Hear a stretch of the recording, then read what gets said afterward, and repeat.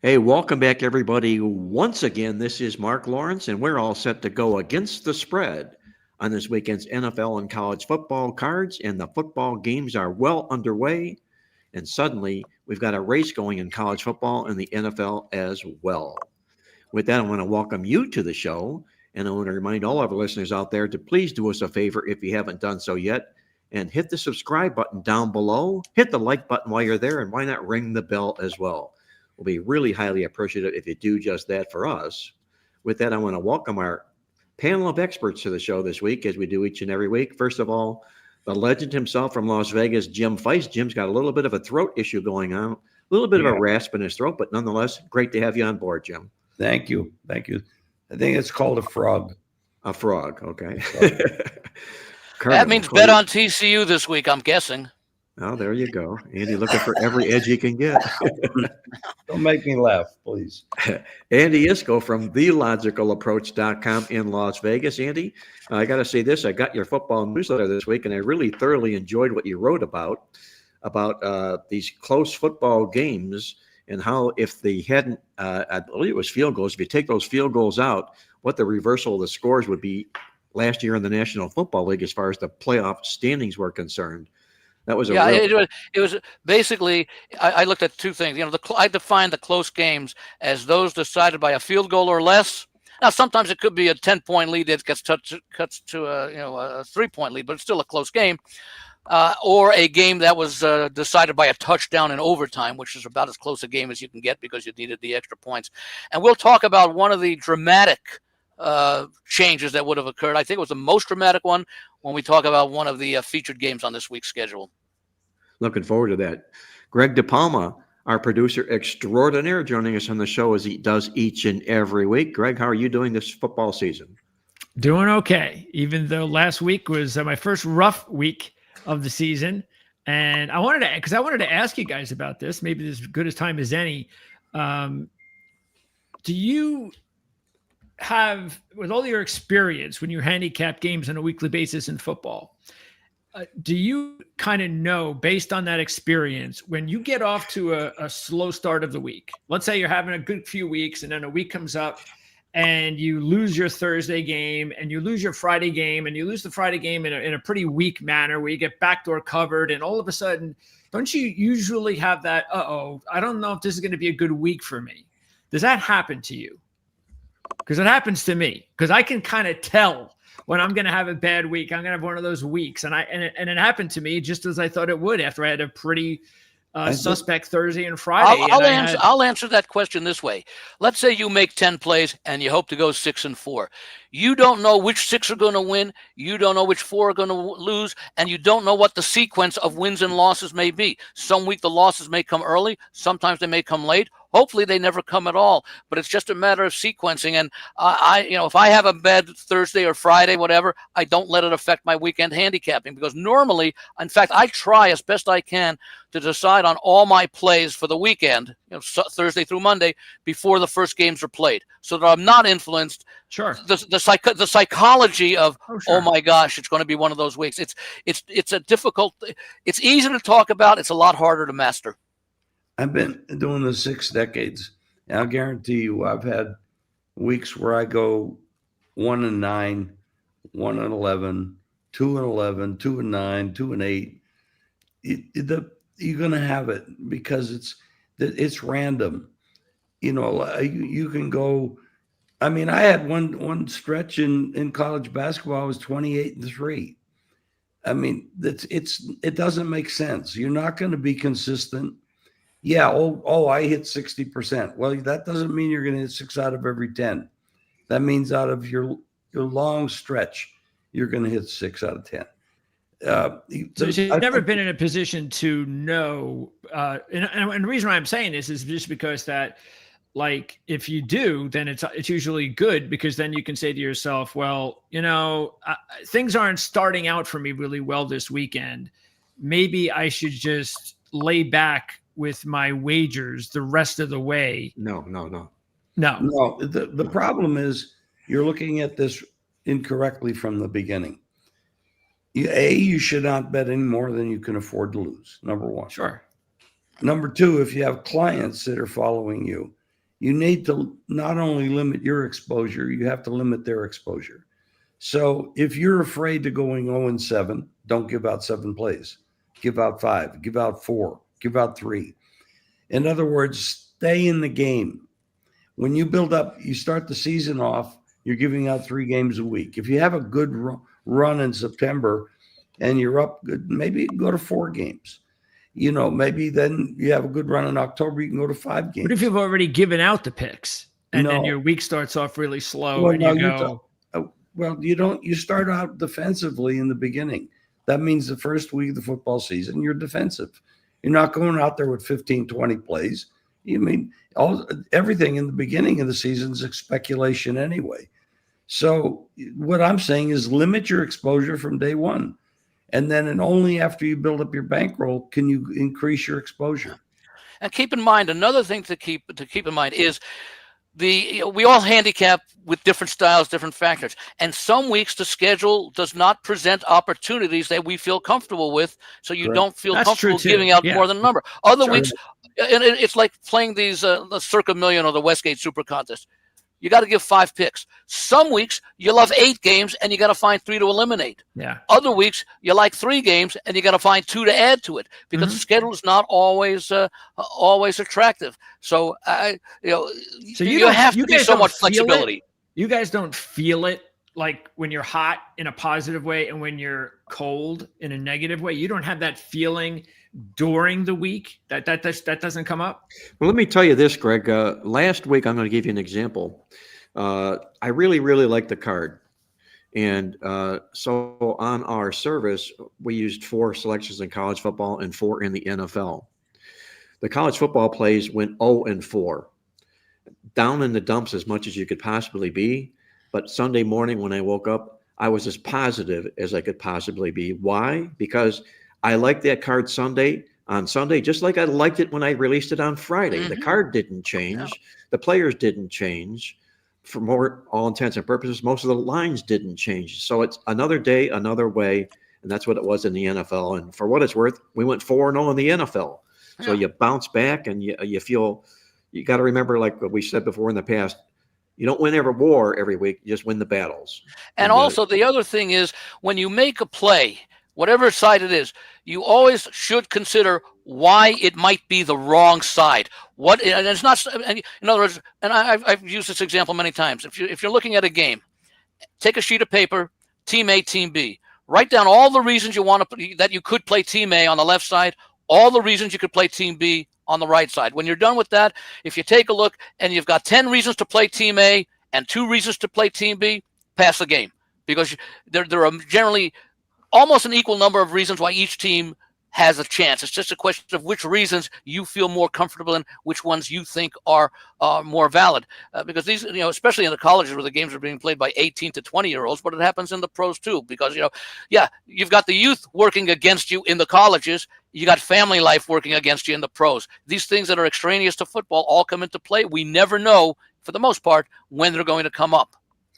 I'm going to say this, guys. It was a bad week for a lot of the Circa Survivor contest last week. A lot of the contestants. They got destroyed. The Grim Reaper paid a visit, and 7,432 people were knocked out last week. They started, I think, 15,000. A little more than that. 7708. There are now 4,646 out of 18,718. That started remaining. I was one of those victims. In fact, I'll share a little bit about that in a moment.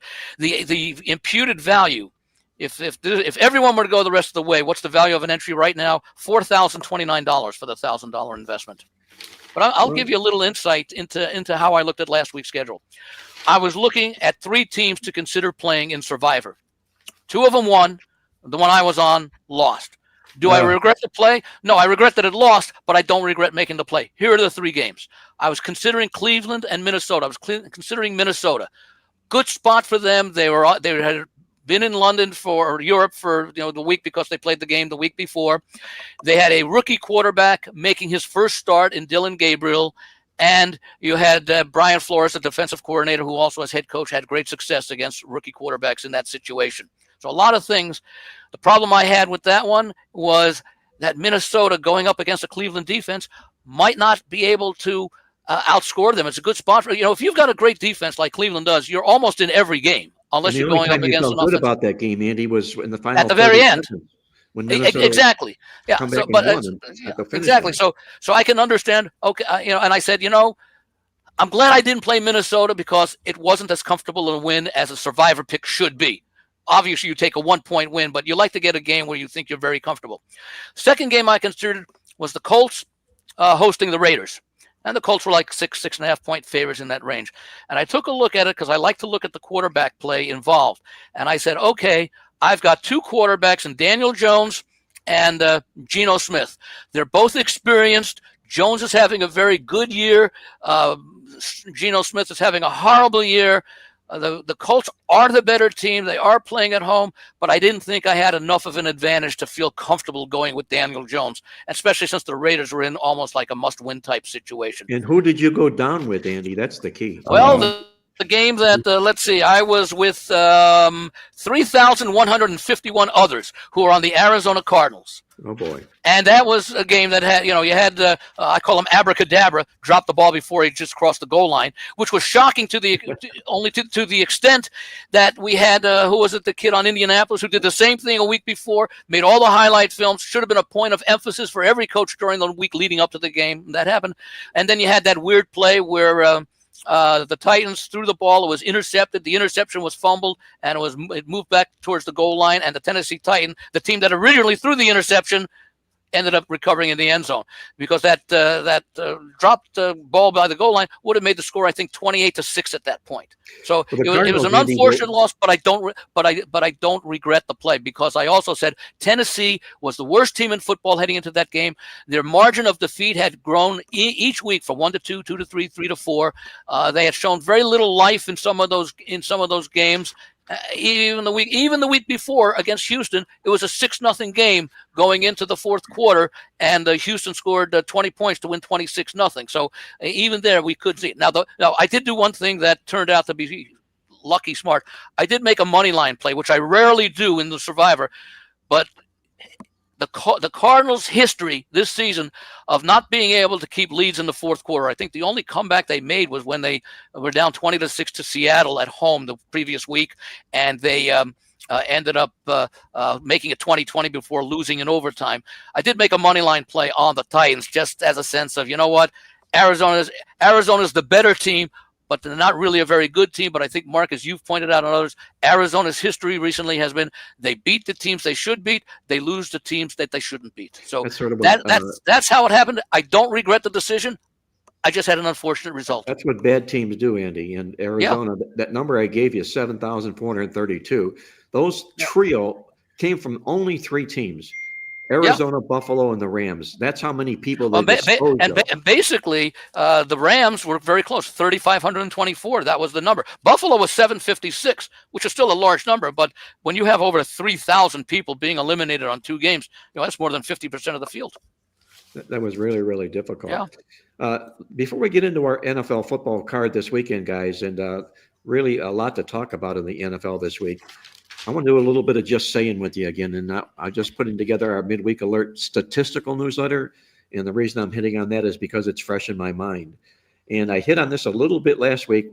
We're down to now just 5 teams in the National Football League that are winless, have not won the yardage in any game they played. Just 5: Baltimore, Cincinnati, Philadelphia, Pittsburgh, and Tennessee. If the playoffs started this week, the Eagles and the Steelers from that group are the only 2 teams that would be in the playoffs.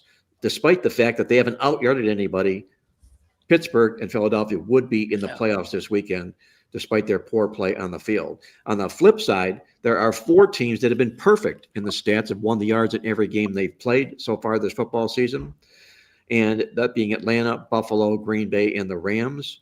And if the playoffs were to start this weekend, the Falcons and the Rams would not be in the playoffs. Hard to believe the Rams would not be in the playoffs if the playoffs were to start this week. So just a little bit of type of stuff here from the playbook. I want to ask the three of you a question, because one of the teams you mentioned is Philadelphia.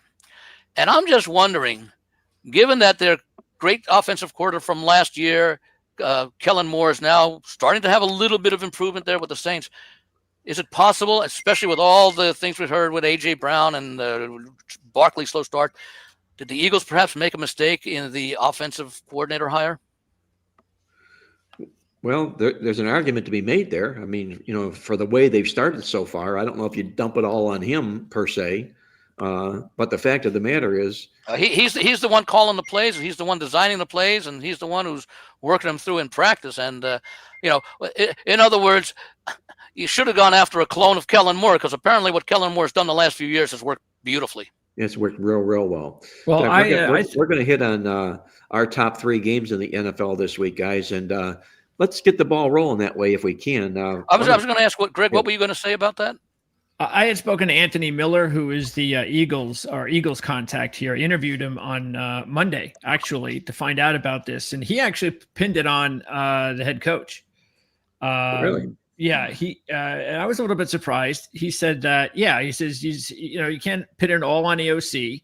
OC definitely has a little bit to blame. The injuries along the offensive line has a little bit to blame, but the head coach is definitely the one that he's the one that controls everything. He's the one also that gets involved with the offense. So it's not like he just leaves the offensive coordinator alone to do whatever he wants. He's involved in that as well. So try and he, so bottom line is it's easy for us to sit there and the really good guy's gone and the new guy is struggling. Let's blame it on the new guy. And the new guy definitely has a little bit to blame, but the head coach too does deserve some of the blame as well.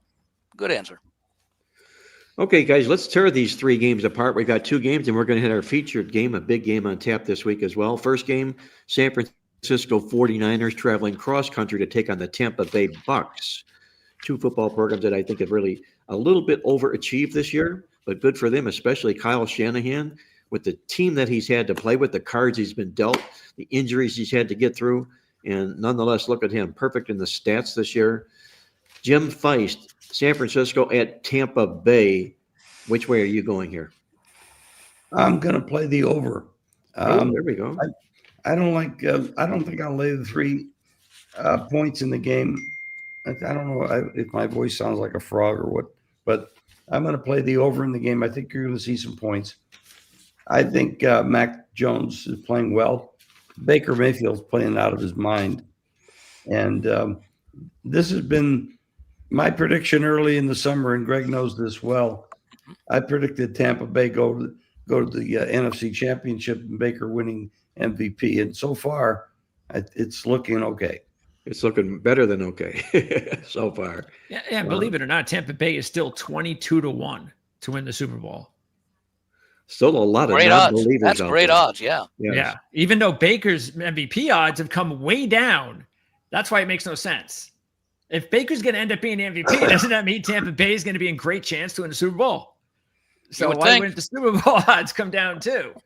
So you would think the MVP is going to be one of the 4 teams that plays in the divisional round of the playoffs, playing for the right to go to the conference championship game. You would think that that's where the MVP comes from, barring something totally unusual. Like, for example, if Saquon Barkley, let's say the Eagles were, let's say 9-8, missed the playoffs, injuries and everything. Let's say the defense was bad and he still gained the 2,000 yards. That might be the kind of exception. But normally, I believe history would show that the MVP is usually with a team that is contending in the final, 2 weeks of the playoffs. It makes sense, Andy. That makes sense a lot. Greg DePalma, what are you looking at here? Bucks, 49ers. I just think the Bucks are playing out of their minds thanks to Baker right now. So it's hard for me to believe, especially with the injuries you talked about. Now, both teams have injuries. There's no question about that. But the Niners have more. And as great as their win was over the Rams this past week, I just find it hard to believe that Tampa Bay is going to lose this one at home. Even nobody even knows if Purdy's going to, when Purdy's going to play, and even Mac Jones is dealing with an injury himself. So you don't know if these receivers, you got to, whatever you could do, just make sure that you wait until Sunday, check the inactives, make sure who's playing. There's just no way the San Francisco is going to get over on a no Pearsall and no Jennings, and then Kendrick Bourne is going to go 13 for 160 again. That's a 1 week deal. It ain't happening again. So I just think, you ride Baker. And that's the thing, too, that you have to think about whenever you want to consider betting against Tampa Bay this season, or at least the way they're playing right now, is do you really want to put your money in a game where you're betting against Baker Mayfield? Well, No, here's Mark, one thing that jumps out to me. Mark, years ago, Yes. Baker was guaranteed to be a success. And you know why? Baker? Yeah. Oh, Cleveland Browns. Cleveland got rid of him. You know Yeah. damn well he was going to be a star. I kind of keep that nightmare window closed as much as I can, Jim, but you just won't let me. You're right. With the Cleveland nightmare, and it continues to keep going on. And now you've got Baker Mayfield to jump all over Deshaun Watson. But kudos to Baker Mayfield. He's done a terrific job, and everybody forgets he was the first player of the whole draft That's in the right. year that he was drafted. He wasn't some throw-in or a quarterback that came out of the draft and surprised. I got to tip my hat to the young man. He's really, really energetic. He's played as good a football as anybody has from a quarterback position this year. And so the team feeds off his energy, his enthusiasm, and his toughness. I agree with that, Andy. You're right. If there's a negative that he's had in his career, he's not done well in his career when he takes on teams that come up underdog upset wins. He's only 9-16 straight up into the number in those particular roles. But I think a little bit more important in this game is San Francisco.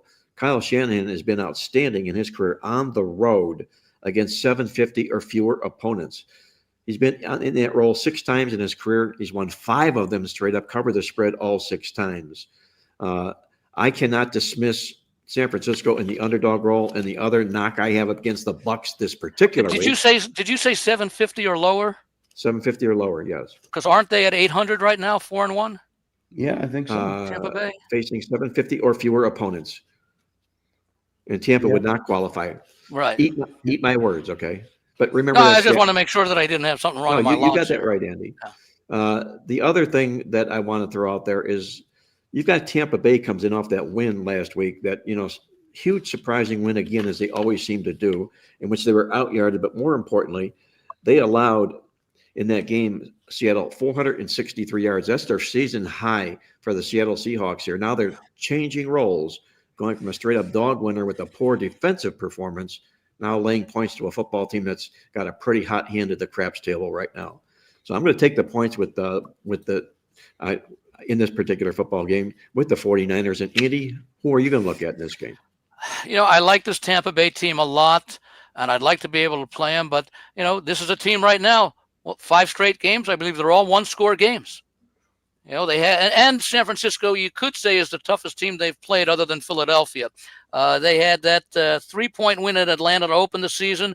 Then they had that 1-point comeback win, that Monday night game against Houston at Houston. They opened at home with that wild, crazy finish, the 2-point win over the Jets. Then, of course, they lost. It was actually 31-23, and Philly took a safety, so they lost by 6 to the Eagles. And then last week, that back and forth game, the 3-point win. So, considering their history this year, and by the way, it was one of the reasons that I did play Tampa Bay last week at Seattle plus the 3.5, because they play so many close games that are decided late. So it makes me feel a little bit uncomfortable laying any points at home with Tampa Bay, especially when you're getting up to 3 or higher. But I do think they're the better team, and I could see them pulling out the win. So I would probably pass. I think, given Tampa Bay's history, maybe the way to play this game is you tease the 49ers up. Well, this goes back to my classic. What do I do when I have a favorite that I like? Money line. Exactly. I like the money line, Tampa, and over the points, over the total points. Yeah, I do believe that Tampa is actually healthier this week than San Francisco is. I think that's a plus. By the way, that's another thing to keep in mind. Tampa Bay's had all these injuries since the start of the season, and yet they keep winning. The only game they lost to was Philadelphia. So, we talk about injuries. Let's go back. When we're getting close to Thanksgiving, when we talk about Tampa Bay injuries, just go back and see what they did with all those injuries in September. Jim, what do you do in this situation? And Andy called out a great situation he mentioned here. Tampa's winning despite injuries.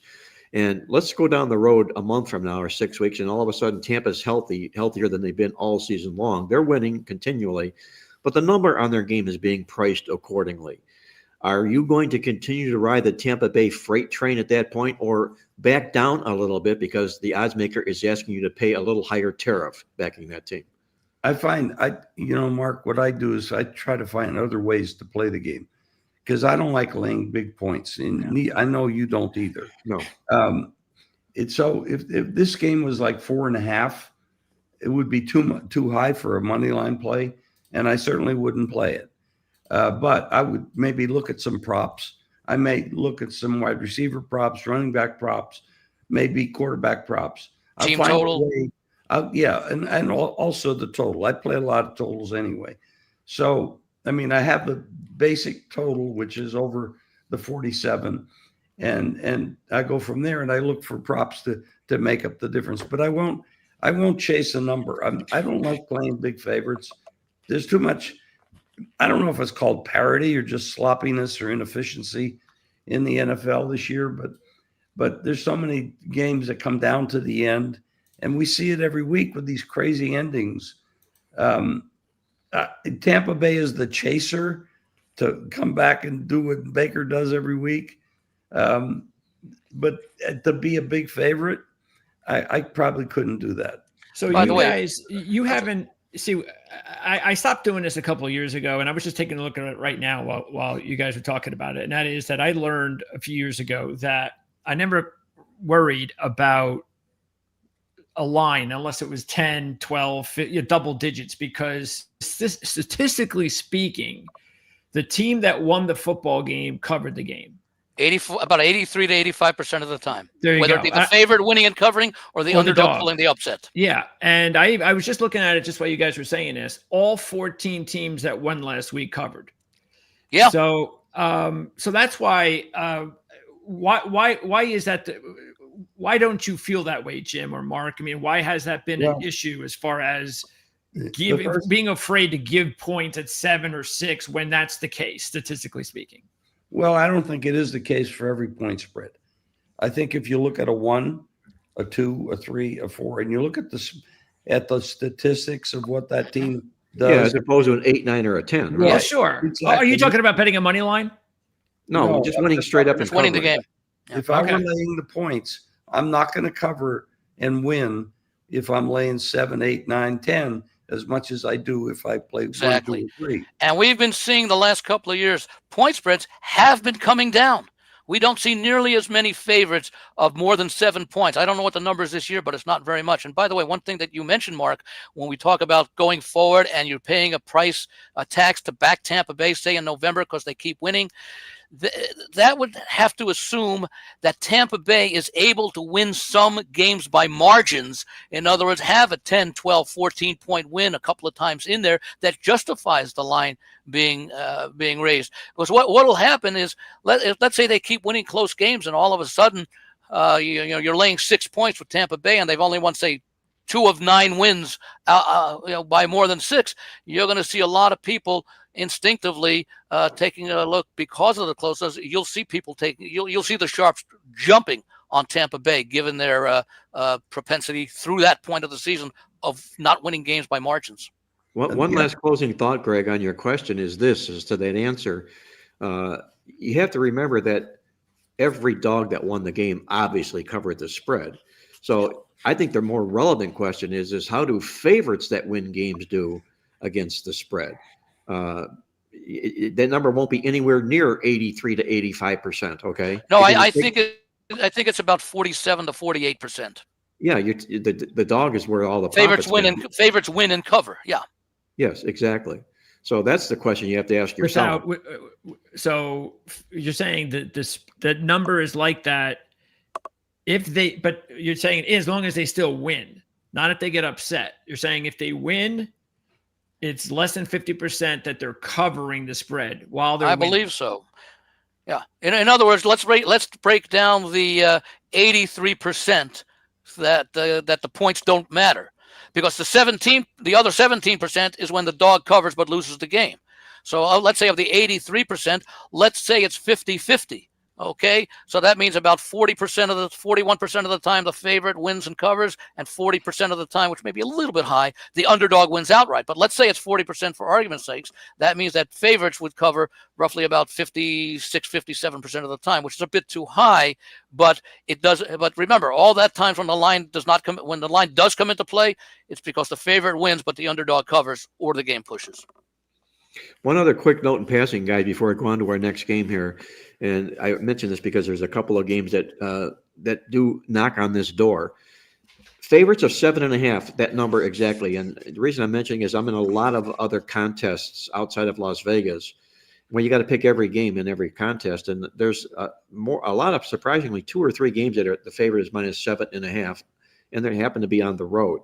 7.5 point favorites on the road in the National Football League are horrific. Okay, not bad, horrific. Okay, I'm going to throw a number, something to the effect of like 33-67. Okay. Oh boy. Wow. Yeah. So you be careful of that. You've got Philadelphia playing tonight, laying that number, and I believe you got Denver laying a similar number against the Jets on Sunday. So, Yeah. Taking the Jets. Oh no! Okay. Well, And look at listen, this. That means I got to take the Jets and the Ravens. No, in the same Jet. week? Wait a Well, minute. I want the London game. Maybe the London game may be a that's- little bit different because both teams That's are a road neutral. teams. That's a neutral site. Okay, Yeah, that not makes a more road game, sense. Yeah, right, but yeah. that means I got to take the Ravens against the Rams. Oh no! Well, Greg, All right, I'm going to stay away. Now you'll Well, know now, Mark, I assume you use closing numbers for this.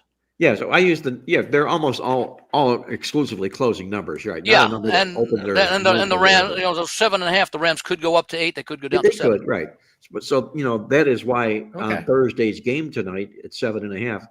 Yeah. I wouldn't even look at the Eagles in this football game. Now, I when the would, game goes- I would in the teaser with Denver. Well, you're talking teaser now, Andy. You're not talking Yeah. 7.5. Yeah, no, but I'm saying that's how you get around that. Yeah, well, the line that I'm hitting on. So Yeah, my just food for Eagles thought, guys. contact actually picked. He said to take the Giants this week. Says to take the Giants. He says take the Giants and the under. He just thinks that the Eagles are a mess right now, and he just doesn't trust them to cover that much of a point spread. And keep in mind, Dickerson is out. Lane Johnson can't stay healthy. They're a big mess right now, the Eagles. So yeah, he actually says take the Eagles and the under. That's the way he's going. If you can get the 7. You mean the Giants in the under? The Giants and the under, correct?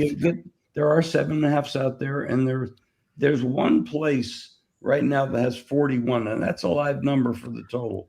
That's a good number for the under. I would look for 7.5, play the dog, and take the under 41. That would probably be a positive EV play. Well, guys, let's keep this train on the track here and go to our next game that we've got on tap. Another great matchup. The Detroit Lions invading Kansas City to take on the struggling Chiefs. This is a really good marquee matchup. I think a lot of people at the beginning of the season might have bought this as a possible 2-team matchup in the Super Bowl. Jim, what do you think happens here between these two potential Super Bowl teams? It's a very difficult game to handicap because I think that Detroit is actually a better team than Kansas City at this point. But this is a terrible spot. I mean, you got Kansas City coming off that last-minute loss. They're a good team at home. They're going to be – I mean, Detroit's going to be absolutely pumped as well. I mean, we know their coach.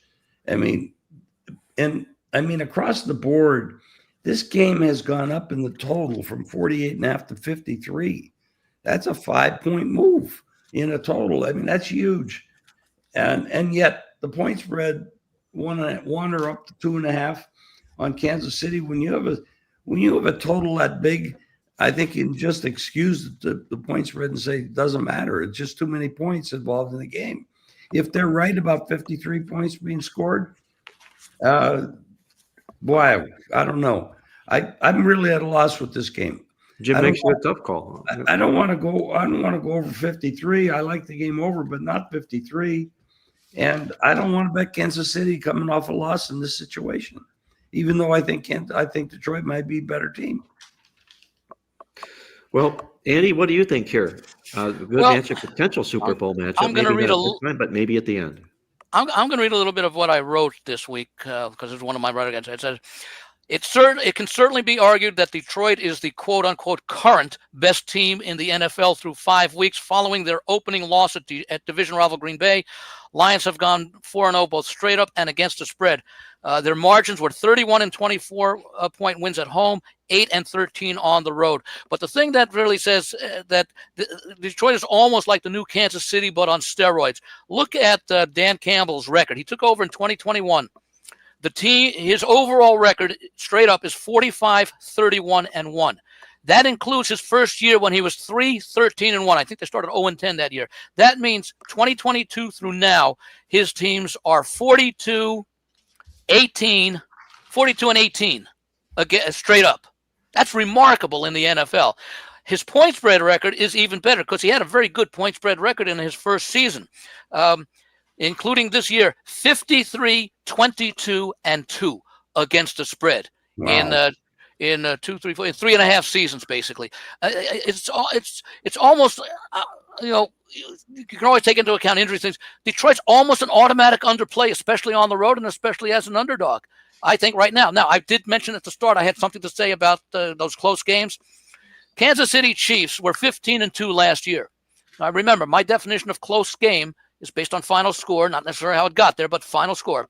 I mentioned that I take a look at what would have happened if games decided by 3 points or less or wins by 3 points or less, and if an overtime game that was decided by 6 was also reversed because it was an overtime game. Kansas City played 6 such games last year. They were 6-0, meaning that they were not that far away of those results from being a 9-8 team because they won all those. They were very fortunate. I think they set the record with like 13 or 14 consecutive wins in one-score games. Right. Yeah, so that's how close. Now take a look this year. They're 2-3.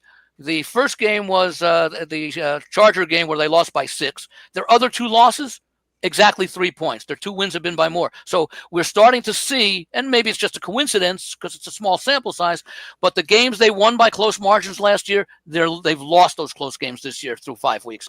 I just think right now this is, and by the way, when you win all those close games, to me it signals the start of a decline because we're used to winning. We're used to winning games. In fact, you have this in the playbook preview.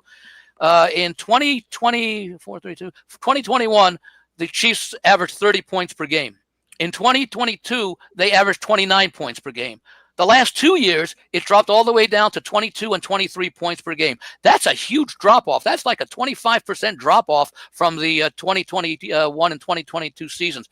And that decline that we saw because of the close games is now, at least through the 5 weeks, we're seeing because the 3 close games they've played this year have all been losses. I think Detroit is the better team. Yes, it is a tough situation that the Lions are in, but they're thinking, number 1 seed. They're looking that they control everything right now. And Kansas City's just, can Kansas City win this game? Yeah, sure they can. But I don't expect it to be easy. I'm going to wait and see if this line can go up to 3. I actually think it'll probably come down. But if it does go up to 3, I'll definitely be on the Lions. And even if it stays at 2, 2.5, that'll be a money line play for me. Well, the point you make in the game, Andy, which I think is relevant here, is the fact that nothing lasts forever.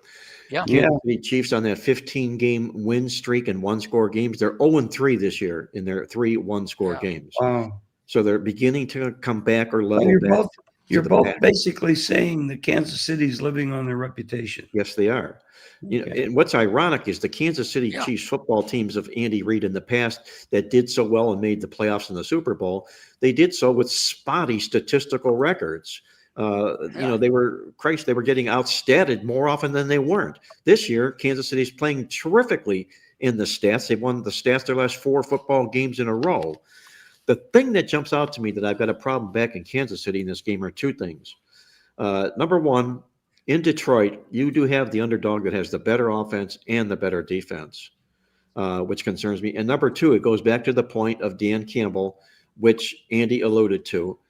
All those great numbers that he has against the spread since being a head coach in the NFL, they're even better on the road. That's really where he's won the bulk of his money. So do I want to go out and lay points into a team in the National Football League that with the coach that has the best road record in the National Football League, has the better offense and the better defense against a team that's swirling in one-score games? No, I don't. I'll play Detroit if I play this game and grab the points. Greg, what do you think about this game? Before I give you my input, I'm going to move this over here. And I'm going to, I have to make sure I get the sound in first. Okay. This is a video that Mark did. This before the season. Everybody, this is Mark Lawrence for the Playbook Experts YouTube channel with insight into this upcoming football season. And we all know about Andy Reid and the Kansas City Chiefs and the dynamic job Andy Reid has done with them. But lo and behold, beware this football season. I'm going to warn you. I call this segment Lay Down Andy. And take a look at what I've got here on tap for you. From my Substack Bet You Didn't Know page, I'm going to share this with you. Super Bowl losing teams are just 17-28 against the spread in season opening games. That's not good. Also 6-12 to the spread in those same games if they're facing a division opponent like the LA Chargers. And also these defending Super Bowl losers have stumbled backwards 2.5 losses an average per season the next season, with the black eye from losing the Super Bowl. Andy Reid's teams, how about a combined 5-15 to the spread in the first 10 games following his 2 previous Super Bowl losses? He's been the epitome of what I call lay down Sally after Super Bowl letdowns. We call this lay down Andy. And get this, Kansas City quarterback Patrick Mahomes is often referred to as the best quarterback in the NFL, and he has been. I don't know if he still is, but check this out. I was rather stunned to see this. Over the last 2 seasons, Baker Mayfield has better stats than Patrick Mahomes, including, how about passing yards? Baker Mayfield, 85-44 to 81-11. How about passing touchdowns? Baker, 59, Mahomes, 53. How about completion percentage? Baker, 67.9, Mahomes, 67.3. How about passer rating? Baker, 100.7, Mahomes, 93.0. Interceptions, Baker 26, Mahomes 25. And division titles, how about 2 for Baker and 2 for Mahomes? Don't discount Baker Mayfield here. He's an under-the-radar quarterback that's really cooking right now. And if he steps up as an underdog this year, I'll look to play on him, and I'll also look to fade Kansas City more often than not this football season.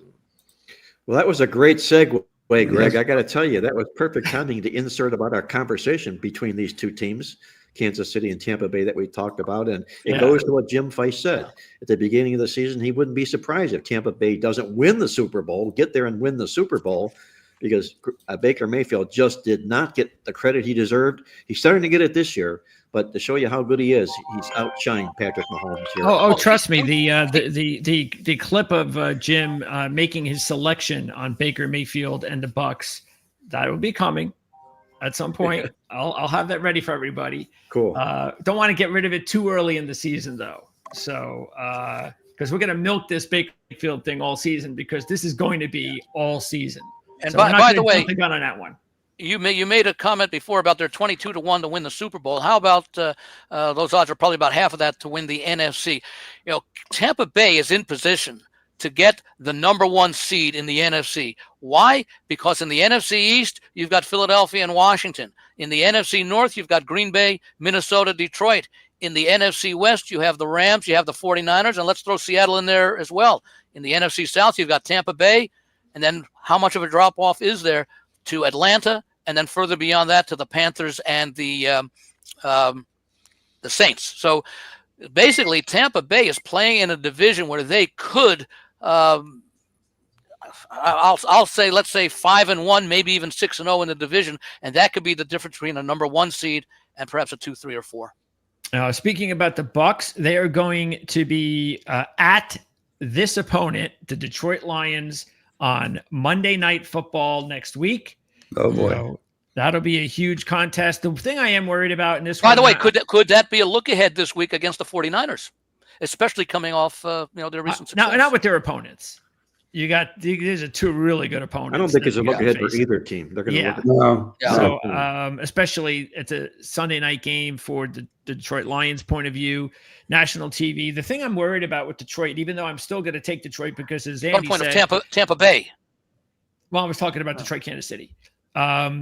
So in this matchup, I'm going to be taking. I'm still going to take Detroit because not only the other thing that Andy, another stat to add on to Andy's, Detroit under Dan Campbell is 21-4 against the spread on the road. So his numbers are just bingo. It's either you don't take the Lions or you take the Lions. You just I don't know how you could bet against them. So if you don't want to take this game, I get it, because the thing that does concern me are the injuries. Kansas City now, without Rashee Rice, everybody else is healthy. So, it's back to Kansas City being a healthy team again, and everybody else is dealing with injuries. But keep in mind that they are playing better every week. This is not a surprise. The Chiefs every week has outgained their previous week's numbers, and that's because they're getting healthier and healthier and healthier. The Lions, unfortunately, will be without 2 starting cornerbacks in this game. So no Arnold, no Reed.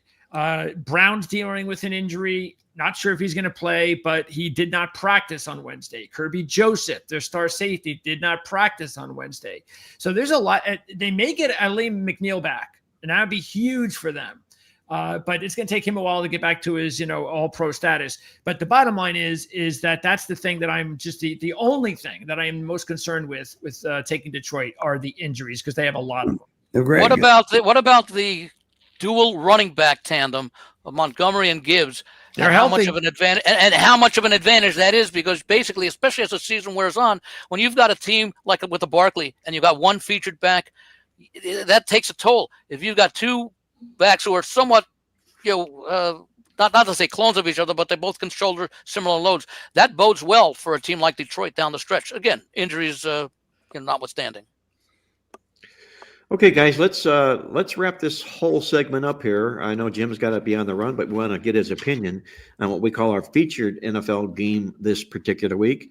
It's going to happen Monday night when the Buffalo Bills journey into Atlanta to take on the Falcons. A lot of people have Buffalo in the Super Bowl already. I myself have the Atlanta Falcons making the playoffs, and who knows what happens if you make the playoffs. You can make the Super Bowl. We'll see what happens. Jim, what do you like in this game, Buffalo, Atlanta, in this football contest?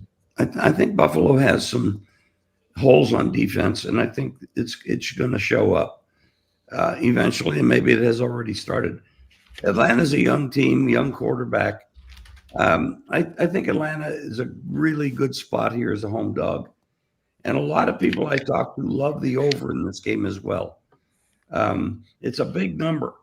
It's at 49.5 up to 50 in a lot of spots. So it is a big number.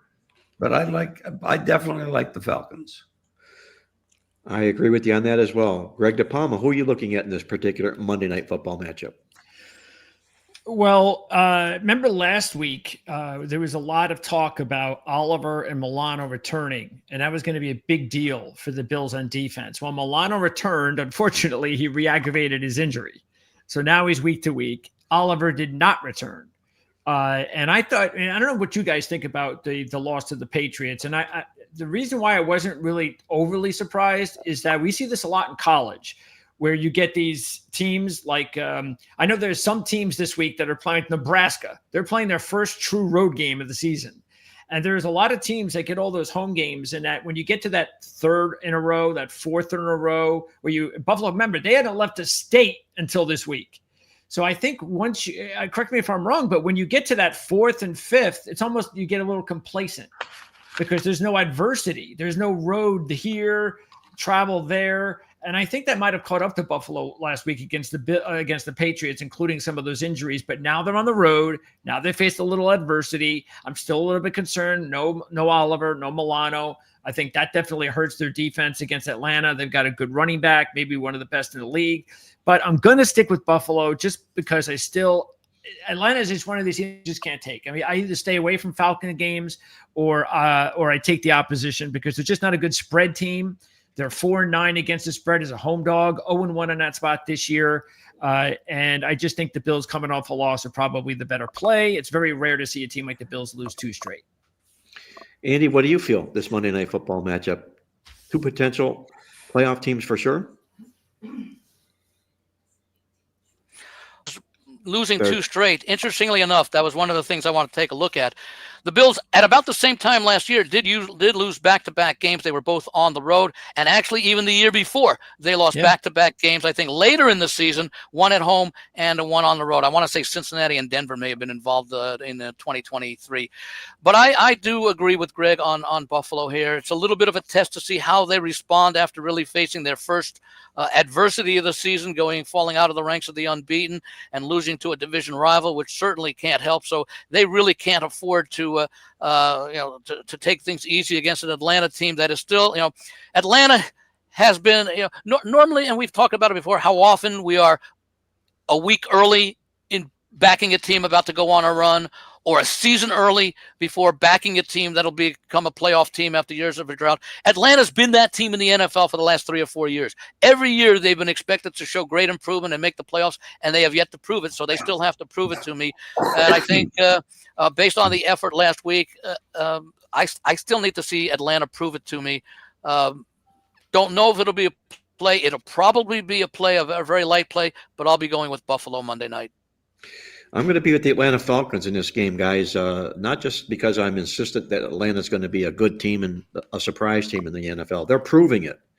You take a look at what their body of work is this season here. They're winning games by an average of 119 net yards per game. That's better than Buffalo, by the way, what the Atlanta Falcons are doing so far this football season here.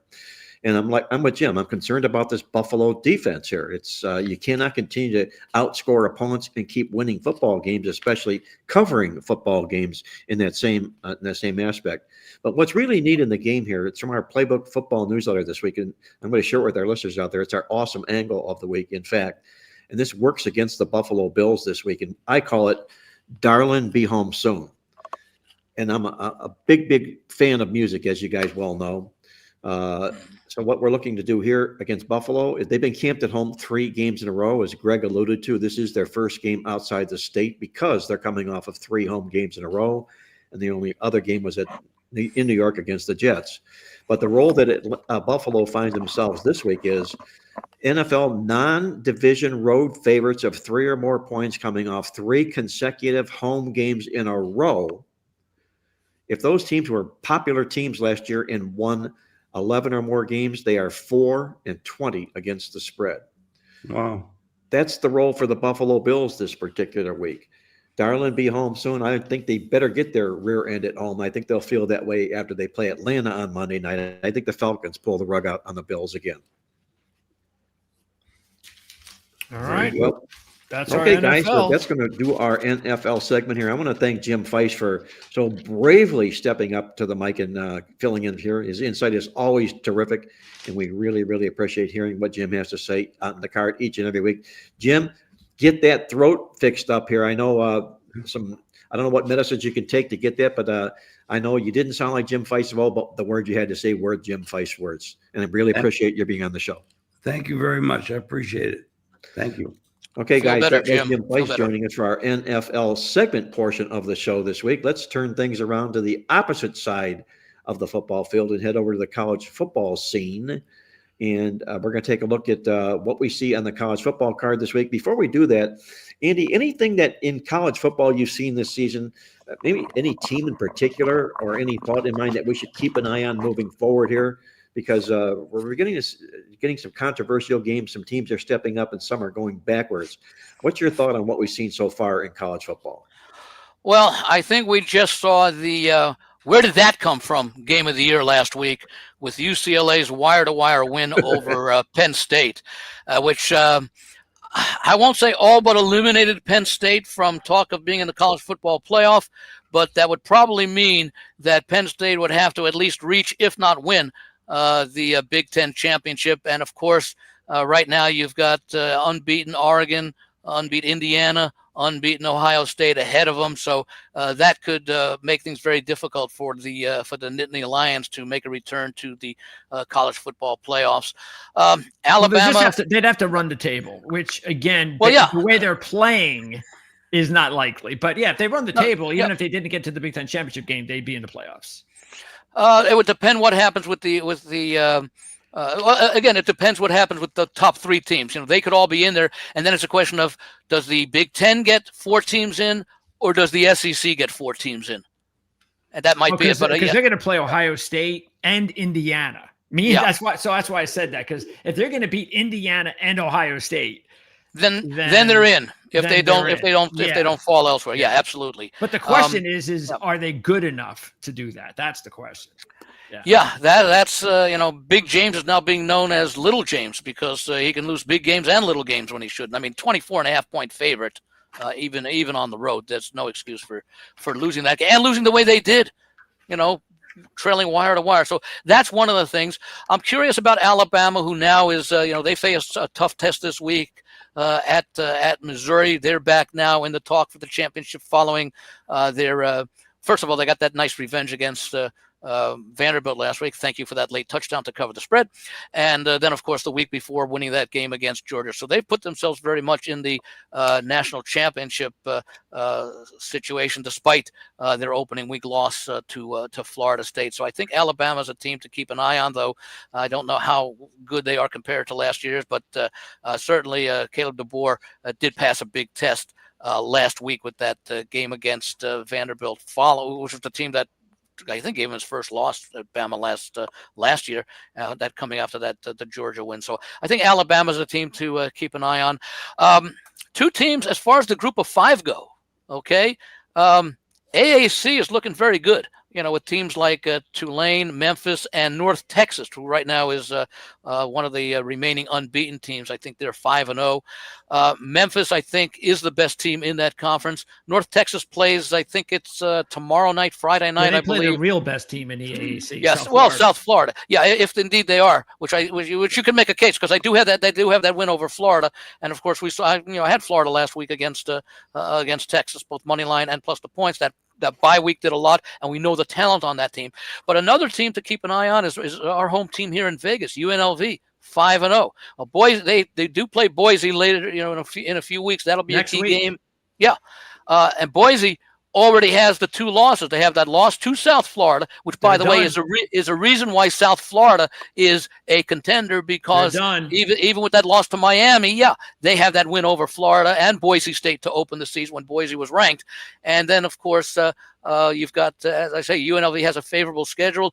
I don't know who they would put. They have a chance to win the conference. They could end up running the table and perhaps face Boise or maybe some other team for a third straight year in the Mountain West. Boy, UNLV's had some great success hiring SEC coaches. Barry Odom just came off the two best back-to-back years in program history, goes to Purdue, and Dan Mullen, who also a former SEC coach, is off to a great start with this year's team. So I'll be interested to see who makes the you're showing right now the group. These are our. Oh, those are yours? Okay. Yes, group of 5, top 10. Yeah, UNLV might be a little bit lower rated there. North Texas might be a little bit lower rated there as well. What's the number in parentheses? Last week? Yeah. Okay, yeah. San Diego State, I don't know about San Diego State, but they're certainly UNLV. And ODU is also a nice surprise. Who was it that I think Indiana beat ODU 27-14 in week 1, and we said, big deal. The way ODU has played, I don't think they've lost since. That's next week, James Madison versus ODU. Yeah, but I wanted to point out huge. in the Indiana, that win over ODU, which was sort of like a win, now looks much better in retrospect. Yeah, they held ODU to their season low yards in that game as well. Yeah, Andy. Yes. Yeah. So at least all these teams are playing each other. Again, James Madison against Old Dominion next week. Yeah. South Florida, Memphis, Tulane, they're going to play each other. North Texas this week plays South Florida. So, UNLV, Boise. Yeah. So we're going to find out an awful lot. But the thing is out of these teams, the reason I still have USF 1 is because what I think the committee is going to be thinking about as well is, all right, obviously it'll take care of itself because the winner of the AAC will more than likely to go up against the winner of the Sun Belt, as long as, say, the winner of the Sun Belt runs the table. So let's say it's one of those teams, the 4 and 5, and one of the top 3, and they wind up not beating each other up and have decent records. Because if they beat each other up and they have 3 losses or something like that, then maybe the Sun Belt team winds up getting in. But the thing that I hope the committee takes into account, or UNLV because of their favorable schedule. That could happen too. So if they beat Boise. Yes. They're going to have to say to themselves, can one of these teams represent in the playoffs? They don't want to be picking one of these teams to go to the playoffs and then get destroyed, because they're not capable. But the good thing is a lot of these teams have played teams, and at least at Memphis, they've beaten Arkansas. So Florida, That's what I was going to just point out. Yeah. Tulane has a problem because they got blasted. Ole Miss. Yes. And if you look at Tulane the last few seasons, every time they play an SEC team, which is very tough, they get blasted. So they don't have a good resume going up against those types of teams. James Madison had a nice loss at Louisville. That was a 4-quarter game. And even the Old Dominion game you guys talked about, that was a good loss at Indiana. They didn't get very good loss on the road. So do you know why Tulane gets blasted every time they play SEC teams, Greg? Yeah, well, I pretty much, but why? Because they're upper echelon group of 5, and they catch the attention of those SEC teams. Yeah. They get a lot of the SEC leftovers from a recruiting standpoint. The ones that Ole Miss doesn't take, that LSU doesn't take. So they have like second or third tier SEC athletes, which is good against teams within their conference, but not necessarily good when they go up against the SEC teams that have the 1 and 2 tier players. Yeah, they just need to schedule more of the Arkansas and Mississippi States from now on. It'll win those games first before you start getting blown out by the top teams in the SEC. Guys, before we get to our games here, let me make this one comment before we move on here. I think the team we're going to learn the most about this week in college football is going to be Alabama. They got off to that rocky start against Florida State in the football contest.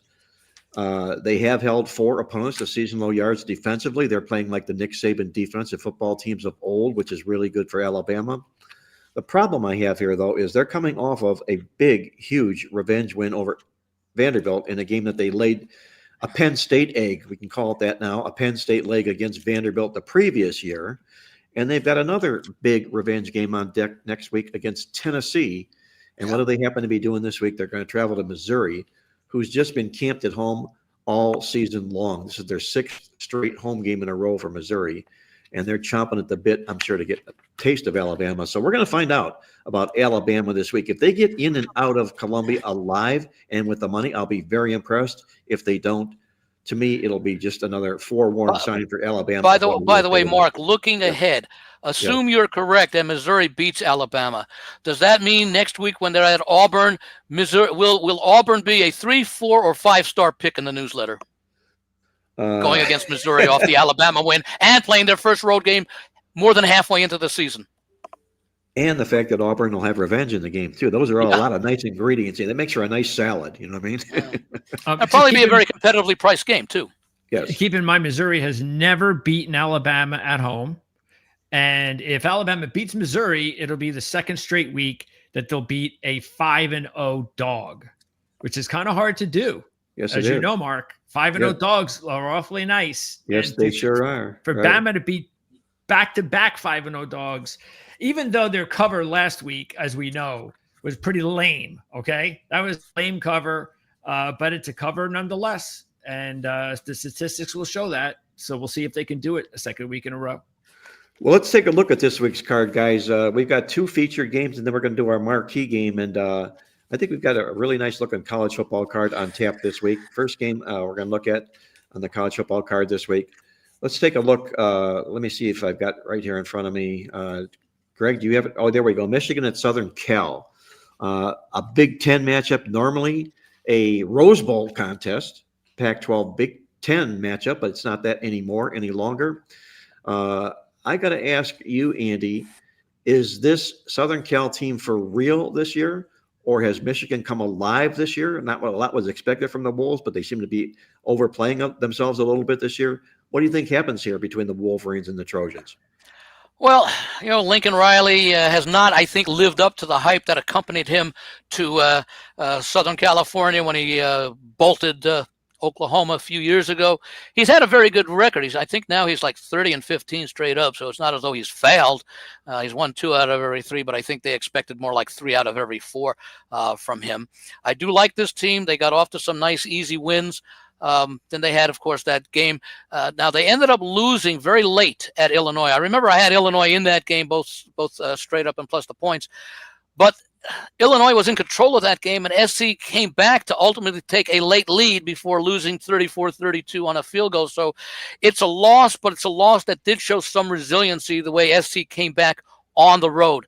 Now they get Michigan at home, and I believe, and I think you pointed out in your newsletter that they played last year, and I'm trying right now to just take a look to see. I think it was a 3-point win by 3, and I'm trying to think who had the better stats, and I believe USC had the better stats in this game by about 50 yards or so. So they did do well. They held their own. And remember, Michigan was coming off the national championship game with the great defense and everything. I think it's an interesting matchup this week because you've got a very, very solid SC offense against a very, very strong Michigan defense. Despite my comments about Lincoln Riley and his failure to live up to perhaps, and maybe it was a little bit too much high expectations because the recruiting at SC, even though it's normally like Michigan, top 20, had not been all that good a couple of years before Riley got there. I still think he's the better coach than Moore of Michigan State. I like USC. I laid 2.5 with them early in the week. It opened 3. It went down to 2.5. I wouldn't be surprised if it goes up to 3. I'm trying to remember what I had as far as the schedule dynamics go in this game. I do believe SC plays Notre Dame next week, and I forget who Michigan State plays, but I know in 2 weeks they play who Michigan plays. I think Michigan State and I forget who they play next week. I think it's Washington before Michigan. Washington, State. Yeah, another quality team that showed its resiliency last week. Or maybe Maryland shows its true colors when Washington goes on the road. Maryland was a very popular pick, both straight up and ended up certainly taking the points, and they were leading the whole game, and Washington came back. And Maryland ended up covering because they were getting 5.5, but that was a game they should have won. So Michigan has a couple of tough games on tap, and of course they did play last year, so it's not the first time that they will have met since that championship game 2 years ago. I do like SC in this game playing at home. I think it is an important game for Lincoln Riley, and I think it could serve as a springboard. And the interesting thing is that because next week is Notre Dame and it's a non-conference game, that could be a nice edge for Notre Dame if they get SC coming off a win this week. I agree with you. I think this is a big game for Southern Cal. Lincoln Riley's done most of his damage at home when teams go into his home turf coming into this particular contest. And they fell prey last week to being a 5-0 Fat Cat favorite, did Southern Cal. They laid 6.5 at Illinois, which I think was the queerest line of the year.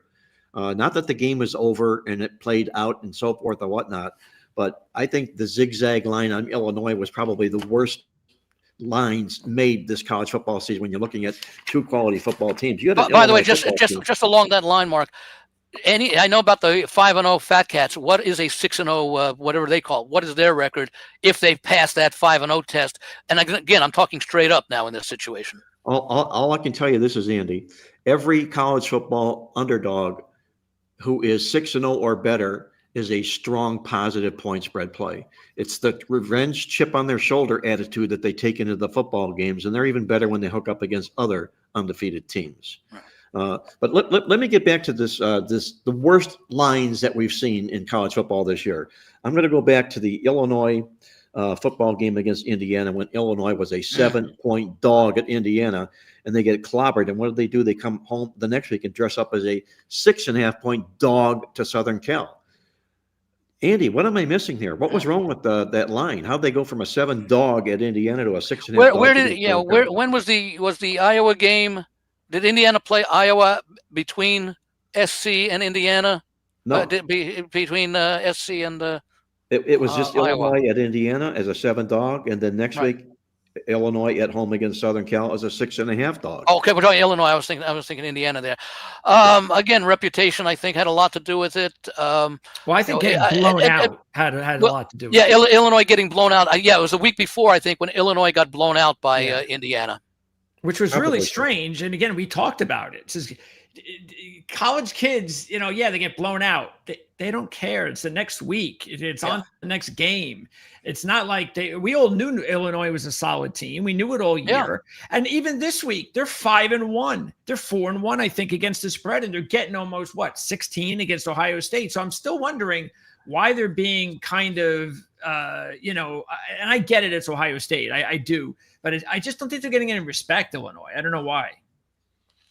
No, I don't think they are either. And a lot of it's because of one bad game. And if you can, Yeah. I was often told that if you can look at every team's body of work and take their best game and their worst games out of their body of work, and then You look see at their everything true else team. in between, Yep. that's who the team really is. Yep. Right. So, Greg, which side of this football game are you going to get to? Well, I actually thought that this game was going to be Michigan too. So I'm taking Michigan, and it's really more of tradition, history. Michigan knows how to win these games. Even this recent group knows how to win these games. Lincoln Riley does not. And that's really what it all is. I do believe, and unfortunately, USC has to play Notre Dame next week. I mean, I don't know where they came up with the schedule. I don't think they, of course, had a hand in it. But for them to have to take on Michigan and Notre Dame in back-to-back weeks is really killer for them, because I would have liked to have seen USC, if they win this game, get some momentum. And I just don't see them beating Michigan and Notre Dame back-to-back. I just don't see it, because I was going to say, well, if USC wins this game, it'd be kind of nice to see, could they be a nice little dark horse? At least the Notre Dame game is a non-conference game, so they got that going for them. But I also think this is going to be a big one for Michigan and their chances. What happened was, when Sharon Moore was suspended for 2 games, when he was away from the play calling of the offense actually took off. It was no more, we're just going to play, because Sharon Moore is a more of a traditional old school, like Jim Harbaugh. He wants to run the ball and he wants to win on defense, all that kind of stuff. When he wasn't around, they opened things up. They trusted the true freshman quarterback Underwood, and they passed the ball more, and they were a more potent team. They beat Nebraska when nobody really thought that they probably would win that game. And so the question is will they do that now when Sharon Moore's back on the sidelines? Because last week's offense, it took them a half before they started to open things up again. So I think if they can just open things up and give Underwood an opportunity to be a little bit more of the player that I think that he can be, and they have a really good running. Both teams have really good running backs, by the way. USC does as well. I think that'll serve Michigan really well. And the one thing that I do think that they did exceptionally this is again because he's an offensive line guy. He understood after they got manhandled in the Oklahoma game at the line of scrimmage that our offensive line, which is a lot of new guys, was not going to match up and play the physical old school Michigan way. So he changed the scheme right after that game and said, well, from now on, we're going to play more of a zone scheme. We're going to use our strengths of this particular offensive line, their athleticism. And since then, it's worked very well for them. So again, that's what I mean. Coaching, very important. And I think Michigan wins a really close game. And if they do win this game, then I think you better watch out because they could get on a roll. One thing I think also, I don't know that any of us mentioned it. I don't know if you did, Mark. USC is coming off of a bye week. Michigan played Wisconsin last week after their bye week. Yeah, good point, Andy. They are. Correct me if I'm wrong, guys, but was Sharon Moore suspended in games 3 and 4 or 3 and 4 this season? He coached the first 2 games, and he had to sit out the next 2. Is that the sequence? Yep. Well, if that's the case, looking at Sharon Moore and what he's done this year, the 3 games that he's been on the sidelines with the Trojans, he's not cashed a ticket yet. He's 0-3 to the money. And I think there's a huge coaching edge here to Lincoln Riley and the Trojans in this particular football contest here. And you got a little bit of revenge on tap for Southern Cal here. Put me down for Did he coach against in the Nebraska game? No. Okay, that's the one. That's what I'm saying. That's the one where they where they did cover a small number. Yeah, their offense broke out. Yeah. So. All right, guys, let's go over to the Southeast Conference. Seems like all of our big games that we're featuring on our podcast here this football season are obviously group of 4, or not group of 4, the Power 4 conferences, and they almost always come out of the Big Ten and the Southeast Conference. The Southeast Conference this week finds Georgia going to Auburn, I think, in a pretty good football matchup we've got on tap this week. Andy, what do you think happens? Bulldogs, Tigers this week? I'm still not overly impressed with Auburn. I expected more out of this team, certainly offensively this year. Defensively, they've been fine. Georgia is Georgia. They're not at the level that they've been the last few years. The defense is still solid. The offense has nothing to get excited about. And they showed that. Although, again, another team that was resilient in the game against Alabama, that big game that is almost, whenever they play in the regular season, that's almost the big game in the SEC that season. They fell behind early and they came back and rallied to make it at least a competitive game throughout the second half.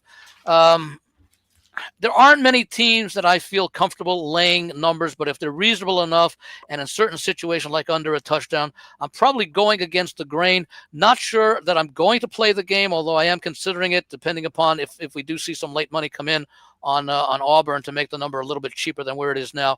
So I'm going to go. I'm going with Georgia, but it's not a super strong play, but it is one that I feel comfortable enough about to consider making a play on. Andy, refresh my memory. Georgia at Kentucky, that football game last week. What did Georgia do to the spread in that game? Very close to a push. I was 35-14, and I think if I recall correctly, Kentucky got the last touchdown very late in the game, because that line was it closed anywhere, depending upon the book, 20.5, 21, 21.5.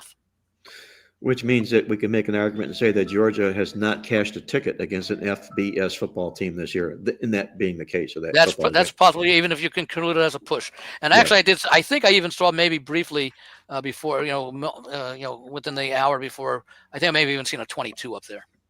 So Greg, I think it all depends, because where I did get a somewhere where it had 20. So it really is going to be all depending on where you because they did, again, they pushed the Tennessee game, as we know, and they came again. So yeah, you could have cashed in, or maybe you didn't. So, but you're right, Mark. It's possible when you did your shopping, right? Yeah, exactly. So what do you think happens here, Greg? This SEC showdown, is Auburn live? What's that? Not? Go ahead. I'm going to take Georgia just because, again, I'll say the same thing in a way I said with Michigan USC. I'm going to go with recent tradition. I'm going to go with Georgia. They've beaten Auburn 8 straight times. They've covered 6 out of 8. That included a playoff win, an SEC championship win back in 2017. I think this is a bad matchup for Auburn.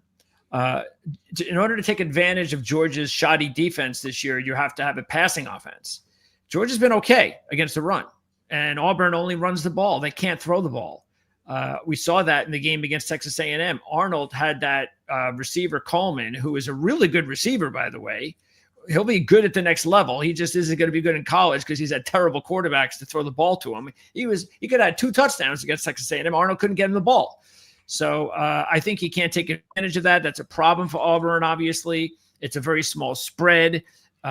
Keep in mind, though, that Georgia is only 4-8-1 against the spread as a road favorite over the last 13 games, including their push in the game. And again, depending on how you want to look at what happened in the Kentucky game, that could have been actually even worse than 4-8-1. So yeah, and believe it or not, this is the SEC home opener for Auburn. So they're finally getting an SEC home opener. They're coming off a bye. So they do have a few advantages, and this is also a game that Hugh Freeze really, really does need. I don't think he's going to get fired. I think Auburn will find a way to go to a bowl this year, but they're just not at that level. Even though Jackson Arnold is a definite improvement at quarterback from what they had, it just shows you how bad the quarterback situation was before Arnold, because Arnold is a one-dimensional player. Mark, I have a question. I have a question for you, Mark. Your database goes back, I think to 1980? Yes, it does.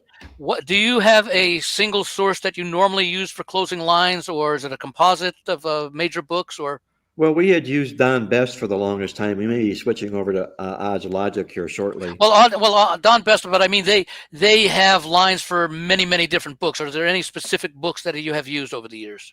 Well, most recently here, Circa, because we respect them. Circa.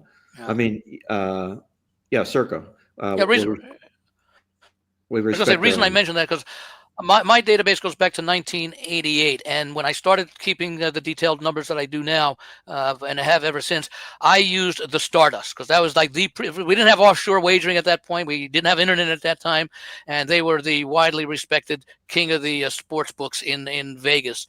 They closed in 2006, so I went to what was then the what was considered at that time the biggest sports book in Vegas, even though there were offshore books, and that was at the Hilton, which is now the Westgate.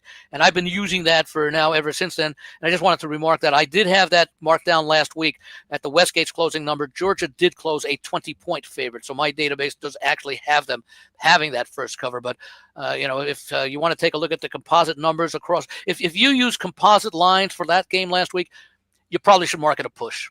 I think so too. Another thing to keep in mind, Auburn has been outgained in 3 of their 4 FBS matchups, and the only game that they outgained their opponent was South Alabama, outgaining the Sun Belt team by less than 30 yards. Yeah. So just keep that in mind. Well, guys, I'm going to dress up with the Auburn Tigers in this game here as well. I think something's missing at Georgia, and I don't know if it's because of all the NIL stuff, paying players, and all those good things or ugly things that are going on in the world of college football. But Kirby Smart does not hold the recruiting edge that he had dominance in the previous 5 or 10 years. And I begin to think it's slowly showing in this football program here, at least maybe if for no other reason from a defensive aspect. But what I really like to Auburn in this game is how well Southeast Conference dogs out of this powerful conference are doing. And you take a look at Southeast Conference dogs, home dogs this season. There have been 6 of them. They've cashed 5 times, and 5-0 perfect against 750 or better opponents. That's the role Georgia will be in, a Southeast Conference dog who is on a nice major winning run this football season here. Put me down for the Tigers in this football game. Okay, guys, let's move on to our next game here. And Andy, have you got that in front of you, our menu for today's games there? I've lost my sheet. Oh, the next game is the Indiana-Oregon game. There we go. Okay. Yeah, that's right. Yeah. Really big football game here. Indiana. And by really, this is the one that you labeled as game of the week. Okay. It was the last one we're talking about. Yeah. The last game we're talking about then. Correct. Okay. 5-0 Fat Cat against 5-0 Fat Cat. Or actually, you got a dog. One of them's got to be the dog, right? Yeah, that's exactly. true. And that's kind of not that that's been working this year. The trends have definitely been volatile this year. So because of all the volatility in college football this year. NIL. So what do you like here, Greg? The 5-0 Fat Cat or the 5-0 dog? I'm actually gonna take the 5-0 Fat Cat. Normally I'd be all over that dog, but Vandy proved last week that I guess that doesn't always have to happen. So, I just think that this is a major step up for Indiana. They've stepped up twice under Cignetti, twice on the road against big-time competition, and they've lost both games straight up and against the spread. Are you saying he's a James Franklin coach, kind of a coach? I don't know, but not yet. Too small of a sample. Yeah, and you're talking about on the road. Which, of course, okay. this game is, but and were those 2 last year? And did you include the Notre Dame game in the neutral site? Was that no? That was at Notre Dame. That was a road game. Yeah. Yeah. It was that was the one, and then the Ohio State game last year. Yeah. So look, I think they're a better team this year potentially, only for one reason, because of Mendoza. That's it. Yeah. They lost some key guys like everybody did. They still have some decent players. They got a really good player at every spot. Linebacker, secondary on defense. They've got the quarterback. They got 2 excellent receivers. The problem is now they're going up against a much more talented team in Oregon, and they're on the road. So they got to go to the West Coast. They got to go to the road. They haven't won in this spot yet. Maybe this will be the first time. But because of that, I just think that we're only talking about 1 score. So I'll take Oregon. I've been very impressed with Dante Moore so far. And it's very interesting because at the beginning of the season, it was like, well, look, Oregon lost all of this talent. They also have a transfer quarterback this year who's playing well. And then they bring in who's leading them, redshirt sophomore quarterback, true freshman receiver. Is that Dante Moore you're talking about, the quarterback? Yep. True freshman receiver, which is right here. True freshman running back, which is right here. And their top tight end, by the way, Sadiq, is a redshirt sophomore. So 4 of their main offensive guys aren't even upperclassmen yet. That shows you how talented these kids are. And they do have veteran players on defense, really good players, pro prospects. So they're loaded with really good pro prospects once again.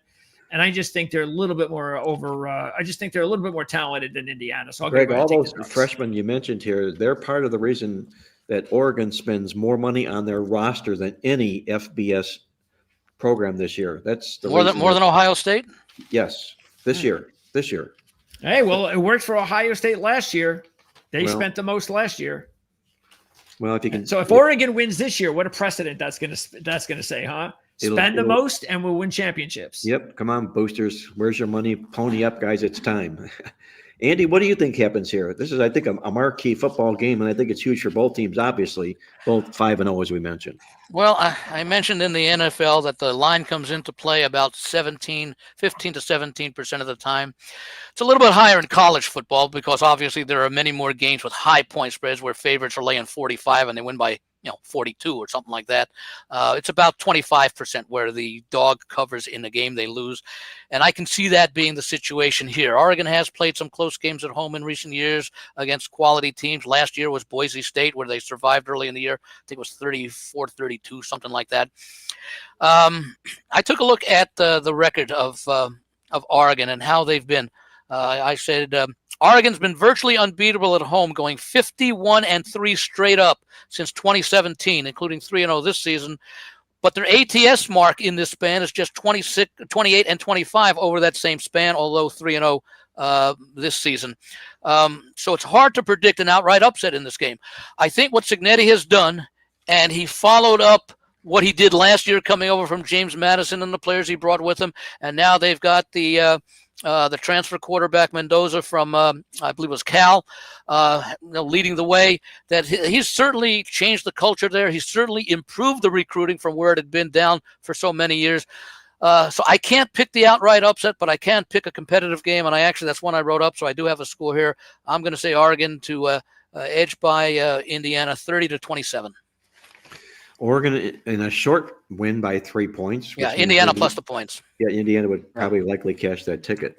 I'm going to be with you in this game, Indiana, and a couple of reasons here. Number one, Kirk Cignetti, the head coach, is not James Franklin. The guy's a winner, and he's especially really, really good in conference games when his team is undefeated. He's 19-3 outright in these football games just like this, and he happens to also bring the better offense and the better defense into the contest. Now, you can argue and say those numbers are skewed because they were put up against 2 junior high schools and a couple of weak college football programs, but they are what they are. You beat who's in front of you, and you don't have to defend your case and point in that. But Indiana, better offense, better defense here. I think it's a big football game, and I think it's a liberal number to have to take with the team, the quality of Indiana. So put me down on the Hoosiers in this football game for my side in the contest. By the way, just in addition to the quality of competition, Oregon did, I think it was a blowout win against Montana State, and the worst loss of Oklahoma State was 69-3. So they've also, and then they played a Northwestern team and an Oregon State team.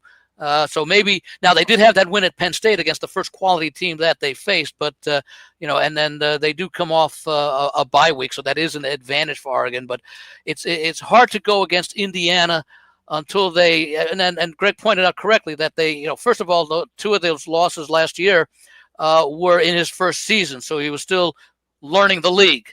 And I think now Cignetti has, again, I think because he had a much better recruiting class, I think, last year than the program's had in many years. So I like in fact, it is quite possible, it's hard to knock out Ohio State, but it is quite possible we could see these teams, Indiana and Oregon, play 3 times this year, because they could meet for the Big Ten championship game, although you'd have to knock off Ohio State, and then they could end up somehow being matched up in the college football playoff. I don't know if we've ever had that, Greg. Have we ever had a college football team meet another 3 times in one season? I don't think so. No. 2. We have had 2 met very often, regular season bowl games, but they may not have met in a championship game because many times these conference championship games, were East versus West or North versus South for the division winner, so it was less likely. Exactly. I was perusing the playbook football guide for the Oregon favorite role, and since 2019, they've been a home favorite single digits 4 times, and they won and covered all 4. Yeah. So that goes back to 2019. Also, the other thing that really concerned me with Indiana was the Iowa game. We all knew that they'd come back down to earth after what happened the week before. But honestly, it's still Iowa. And for them to not win that game, at least early in the fourth quarter, I mean, that game went right down to the last couple of minutes of the game. I think they scored a touchdown and then gave up a safety. It was a really odd 20 to 15 I don't think score. that was a good look because, if they want to be ranked if they want to be looked at like the Oregons and the Ohio States, this Iowa team is not from the Iowa teams from 3 or 4 years ago that would give all those big time programs problems. So that kind of worried me a little bit. Didn't Oregon have a lead that they gave up at Penn State that they ended up winning the game in overtime? And then they had the lead. Yeah, and then now do we take anything away from Oregon, even though they're playing at home, because of what Penn State did the following week? No, because what happened to Penn State last week was all because of what happened the week before. They have completely, and that's why you could even see it with James Franklin this week. I mean, we did the Penn State post game show last night, and we had the post game show after and the guys that covered Penn State, they've never seen James Franklin in the Monday presser. They've never seen him act like this. He looks like a deer in headlights. His confidence is shot. He has no answers.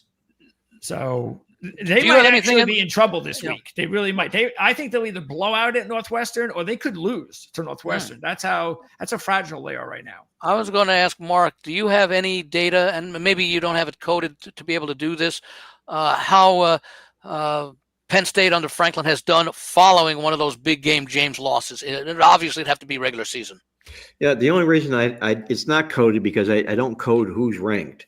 And if I knew if I could tag each of those teams that were ranked, I could easily pull it up and take a spin and look at it. But unfortunately, that's what I thought that would be the reason. Right. Unfortunately, then it would be easy to check. After losing as they were favored against Oregon, weren't they? Here. Last year they lost to Ohio State at home when they were undefeated.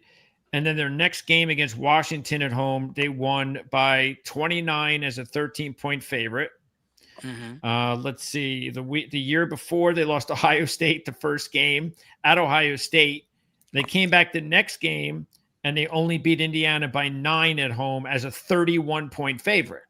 So it's telling you 1-1 as far as follow-ups, Yeah, well, they did well against Washington, and when the Indiana year they didn't. So not enough. Yeah, but there was no excuse for this. None. UCLA was trash. Yeah. UCLA was terrible, and there was no excuse for them, especially with their defense, to be giving up that much. Just on talent alone, they should have beaten this team. Even was 24-20, they should have won that game. Yeah, no excuse. None whatsoever. That's why I'm concerned about.